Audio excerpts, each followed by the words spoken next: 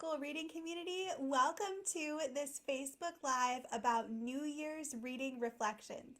I'm so excited to be here live with you today and to be talking about this topic. I think it's one that is so important for us as teachers of our kids, and it's something that we so often choose to skip over, or it just doesn't feel very important, or the kids need something and we don't get to it, or whatever. And so today I want to share how we can do a New Year's reading reflection for our kids, and also some things to be thinking about as you are setting goals for your child for learning to read in 2023. All right, so we're going to be talking about New Year's reading reflections today, and we're going to be talking about the process of trying to figure out where our kids are at in learning to read and setting some goals and making some next steps for them. So, the first thing that we really need to do when we are setting goals for our kids is to really take some time to observe and reflect on where our kids are now as a reader. And this is something that is so easy to just push aside and say, oh, I don't have time for that right now. I'm going to have to get to it later. It's just not important. But the truth is that it really is, and that it can save us a lot of time in the long run if we do spend time on a regular basis observing our child. And the thing that's really important to remember whenever you're taking time to observe your child is that you know your child the best. As their parent and as their teacher, you are the one who knows your child best and who knows what they need best. So somebody who is a teacher or who is an expert can come to you and say, oh, I think your child needs to do this or that. And that can be helpful, but ultimately you are the one that knows your child the most. And so your observations of your child and your reflections on their reading process are going to be super valuable in terms of figuring out what they need to know. It's okay to choose not to be confused and to really trust your intuition and your observations that you notice as you're observing your child. I think this is one of the secrets that public school teachers don't say and that homeschool parents don't know. And that is that as a public school teacher, and I was one before I had my kids, so I can come at this from both sides, so I feel like I can say this with some level of confidence. But as a public school teacher, you might know a lot about the subject that you're teaching, but you only know a little bit about the kids that you're teaching. And as a homeschool parent, you have the flip-flop. So you know a lot about the kids that you're teaching, and you may or may not know a lot about the subject that you're teaching. But I think as a teacher, what really matters is actually knowing the kids and not the subject, because ultimately you're teaching your children, not reading. You are teaching them how to read, but you're teaching your children. And I think that can get lost sometimes in the public schools. And I think that's one of the biggest advantages that we have as homeschool parents and that we bring to our kids and that we bring to the table, is that we know our kids so well and we know them better than any public school teacher ever really could know them, because they have been ours since birth, and we have spent years and years and years teaching them all of the things. And so it's really important not to discount that knowledge that you have of your child as you're observing them. So you want to take some time to observe and reflect on where your child is as a reader. And then you want to think about that in the context of the different reading skills that are out there and the different reading skills that your child will need to know in order to become a fluent reader. So I wanted to quickly share just a little formula that is helpful to me as I am reflecting on where my kids are as readers. And I brought my little whiteboard to kind of write out this formula for you, so that hopefully this will be helpful to you as well. So what I'm sharing is called the Simple View of Reading, and this is something that was created in 1986 by two different scientists in the science of reading named Gao and Tumner. And if you have studied the science of reading at all, you might be familiar with this. It's a very common example and model, but I think it's something that's really helpful to us in the process of teaching our kids how to read and of knowing what they need to learn next. And so the Simple View of Reading says that reading is made up of two parts, and they combine those two parts together in sort of a multiplication problem. So it looks like this. Decoding, it's a multiplication problem. So decoding times language comprehension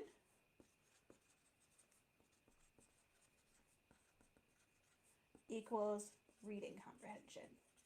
So reading comprehension is our goal here, and this is our child not only can read the story, but they can also understand what it is that they've read.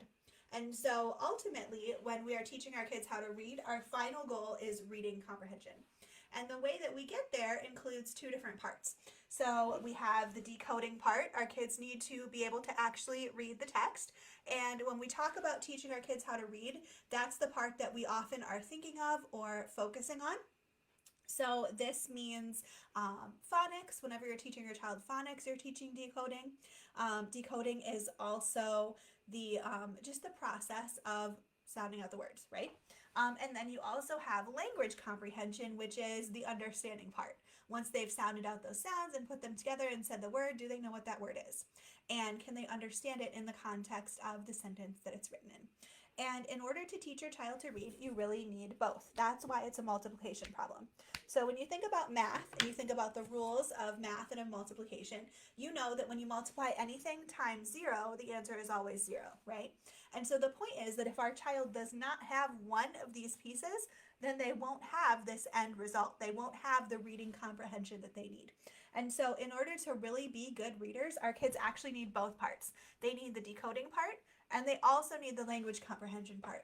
And so when we're thinking about our reading goals for our kids in 2023, we want to think about these two parts, and we want to think about which part is our child's strength, and are there one or both of these parts that might be our child's weakness. And if that's the case, then we want to think about some strategies that we can use to be able to help them improve upon whichever part that they are struggling with in 2023. So let's talk about the decoding part first, because it is first in the little multiplication problem here. And that is just, is our child a strong decoder? Can they, when they see a word, can they sound it out and tell us what it is? And when I think about teaching a child to become a strong decoder, there are a few steps that I'm thinking about in my brain that kids need to go through. So the first step is we need to think about, is our child actually ready to read to begin with? Is our child at an age and a developmental level where they are able to read if we were to teach them? And it's really important that we wait until our kids are ready, because that will help them to be able to make the process of learning to read easier and will help them to be more successful. In general, most kids are ready to read somewhere between the ages of 3 and 7. That's a pretty wide age span, and honestly, there are some that are ready before 3 and some that aren't ready until after 7. And so more valuable way of knowing if your child is ready is to look for some specific signs. One of the biggest ones that you can look for is called print awareness. So that is, your child might point to or notice letters that they see around them on someone's t-shirt or on a sign or on a building or on a cereal box, and they might either ask what that is or pretend to read it. And either of those are really good signs that your child now knows that those letters that they see stand for something else. And that is a really key developmental skill that kids need to have before they can learn how to read. So also excitement is another really big one. So if your child is pretending to read books to their stuffed animal or their dog or their brother, that's a really great sign. So once our kids are ready to read, then the next step that we're going to be going through is teaching them letter names and letter sounds. The research is, there's a lot of people that are kind of on both sides of camps in terms of, do you need to teach letter names? Can you not teach letter names? What happens if you just teach letter sounds? Do they need to know those? Do we teach both, or what do we do first? And there's a lot of debate out there, but the research is pretty clear that kids need to know both letter names and letter sounds, and that it's helpful for them learning letter sounds if they know letter names first. So I would recommend starting with letter names and then moving to letter sounds. And when you're teaching those, you want to make sure that your kids know that there is a capital and lowercase version of each letter, and that both of those make the same sound or have the same name. So teaching letter names and sounds is a really important fundamental building block for learning to read. And our kids need to know at least a few of the letter names and sounds in order to move to the next step, which is blending. So blending is when they're going to take those letter names or letter sounds and they're going to combine them together into a word. The trick here is to start really simple. So you want to start with 2-letter words and 3-letter words that are what we refer to as CVC words. So that means it starts with a consonant, it's got a vowel in the middle, and it ends with a consonant. Stuff like cat or dog would be 3-letter CVC words. So you want to start with those kind of words first, the really simple ones. And then over time, you'll be able to move to more complex words as your child knows more letters. After you get a pretty good foundation of blending and your child knows the CVC words, that's when it's time to introduce sight words.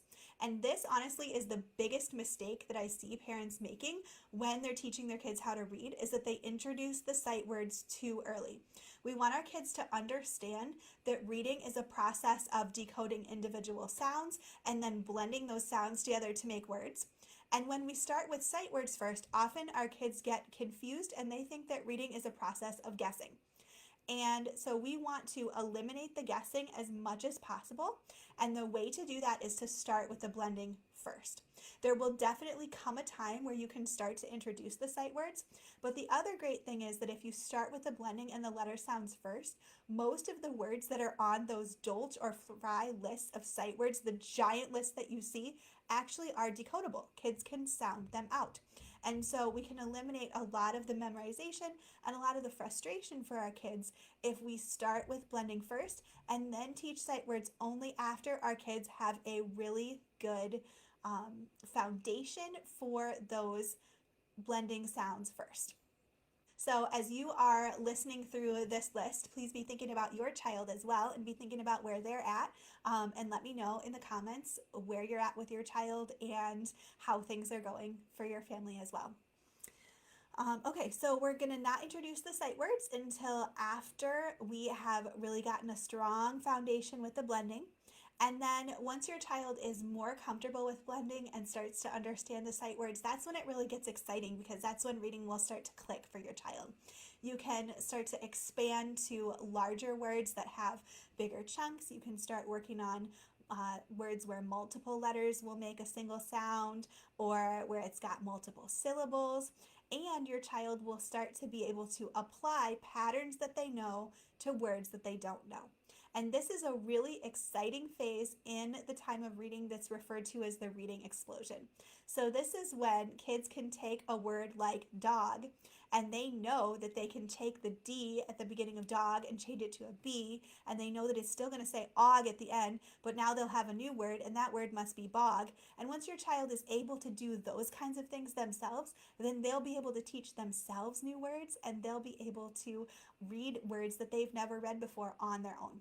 It's called the reading explosion because at that time, the vocabulary of words that our kids can read independently just multiplies seemingly overnight. And that is when reading will really start to click for our kids, and they really feel like they have become a reader. So that's sort of a really quick airplane view of the process of decoding and the steps that are involved in that half of this reading formula here. So remember, going back to the simple view of reading, we had decoding times language comprehension equals reading comprehension. And all of those things that we just talked about, the letter names and sounds, the blending, the sight words, and even the bigger words, all fall under the first half, the decoding piece. But there's still another piece, and that's the language comprehension piece. And this is where we start to talk about some of the ways that kids will take the words that they're decoding and really understand what they mean. This can be really tricky for kids that are learning to read, because often this decoding piece takes a large proportion or sometimes all of their working memory. So sometimes kids' brains can be working so hard on the process of decoding that they don't have any memory left to be able to think about the meaning of what it is that they're actually decoding, or to be able to really understand the story. And that is not all that uncommon for a child that's learning how to read. So I think it can be really helpful for a lot of kids to separate these two pieces out and actually work on the language comprehension piece separately. So let's talk about that one a little bit. So language comprehension has several different components, but I want to focus on two of them that I think are really helpful for kids. One is background knowledge. So you want to make sure that your child is familiar with the topic that the thing that they're reading is about. Make sure that they're familiar with kind of the topic of the story or the topic of the paragraph, and that they understand that topic. And this is something that you can practice for your kids when you're doing read alouds. And so I wanted to quickly share an example. This is the read aloud that I'm doing with my kids right now. It's called Here's a Penny by Carolyn Haywood. We're on chapter 4, I think. So far, we've been really enjoying it. There is some kind of sensitive information in there about adoption, and also the girl in the book is pretty mean to the boy, at least so far. So if you think that would upset your kids, then I would definitely recommend pre-reading this book before you read it out loud to your kids. But in today's particular chapter, they were washing clothes, and this is the picture that was in the book. They were washing the clothes in a wash tub using a rag and a washboard. And so this was a really good opportunity to be able to have a discussion with my kids about washing clothes and about the fact that before there were washers, that kids used, or that families used to have to wash their clothes in a wash basin with a washboard, and they would have to do their laundry that way. And so it was just really important as we were reading through that book that we stopped and had that discussion, because my kids weren't sure why the girl was all of a sudden dunking her doll clothes in a bucket of water and getting soap flakes and what was going on. And I could tell that they were kind of confused as we were going through it. And when I thought back on their experience, I wasn't sure that we'd ever talked about wash tubs or wash basins or like manually doing laundry before. And so this is where it can be really helpful just to kind of think back on your kids' prior knowledge and to just be aware as you're reading out loud to them what it is that they might not be familiar with and be able to discuss those things. Another thing that you can work on when it comes to language comprehension as you're reading out loud with your kids is vocabulary. So anytime that you come to a word in the story that you think your kids might know, you can ask them what it is. Just stop reading for a second and ask them. Or you can also just define it as you're going. And so that's a good way to help them to work on that language comprehension piece. So I strongly recommend that if you feel like language comprehension is a struggle for your child, especially if they're a relatively new reader or they're still working on the decoding piece as well, that you spend lots of time reading out loud to your child and working specifically on language comprehension as you're reading. So working on background knowledge, working on vocabulary, asking your child questions as you're reading about what's happening, so you can ask them like simple recall questions that they could answer based on what you just read to them, or more in-depth questions about applying it to their life. All of those are things that you can do while you're reading to your child, and all of those are ways that will help them with language comprehension. And then as your child develops both pieces together, once they start to have both pieces, that's when they will become a fluent reader. So hopefully this was helpful to you. Let me know in the comments where your child is at. What are you going to be working on in 2023? And of all the things that we just talked about, what is your goal for your child? What would really make the difference and move the needle the most in terms of helping them to become a confident, fluent reader in 2023? I also wanted to let you know that there was a really great conversation in the group about reading out loud and about accountability for reading out loud. And I had a really great, Liz and Laura both had really great comments about that they were going to be working on that this year. And so that's something that I want us to be able to work on together. So next week, when I am back for another Facebook Live, I'm going to be talking about strategies that you can use to read out loud to your child and to really make the most of that time. So I'm going to be sharing just some really simple things that you can do during the time that you're already spending reading out loud to your child to teach them some really important reading skills and pre-reading skills, to work on that language comprehension piece and really make that a focus as you're reading out loud to your child, and also things that you can do that will help them to improve their decoding skills while you're reading out loud to them. So that is going to be happening next week in the group. Be on the lookout for an event, and we will continue the discussion there. If you have questions about teaching your child to read or about anything that you heard today, please feel free to leave those in the comments, and I'll be back throughout the week to answer those as well.